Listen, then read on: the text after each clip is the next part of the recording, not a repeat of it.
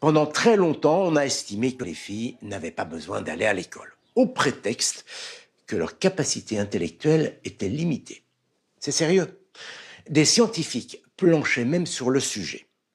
Tenez, au milieu du 19e siècle, l'éminent chirurgien Paul Broca, qui a découvert le centre de la parole dans le cerveau, l'aire de Broca, annonce que le cerveau féminin pèserait en moyenne 180 grammes de moins que celui des hommes.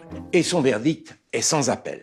Il déclare « La petitesse relative du cerveau de la femme dépend à la fois de son infériorité physique et de son infériorité intellectuelle. Zéro pointé. » En fait, si le cerveau des femmes est plus petit que celui des hommes, c'est qu'il est proportionnel à la différence de corpulence entre les deux sexes. Et on le sait aujourd'hui, cela ne rend évidemment pas les femmes moins intelligentes que les hommes.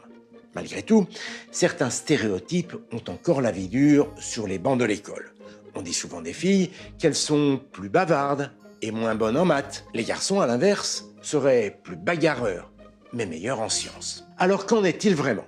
Eh bien, les dernières enquêtes montrent que les filles sont meilleures que les garçons dans toutes les matières, en français, mais aussi en mathématiques et en sciences. C'est vrai à l'école primaire, au collège, au lycée et dans les études supérieures. Résultat, pendant longtemps très minoritaire en terminale S, les filles représentent aujourd'hui près de la moitié des élèves dans cette filière. Elles sont aussi bien plus nombreuses à obtenir le bac et poursuivent souvent des études plus longues que les garçons. En revanche, pendant leurs études supérieures, les filles préfèrent les filières littéraires aux filières scientifiques.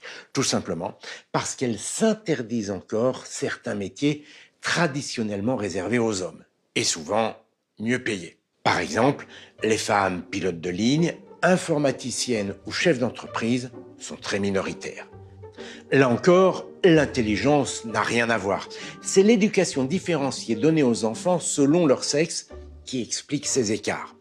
Il faut vraiment que ça rentre dans le crâne de tout le monde, même si on doit le faire recopier 500 fois.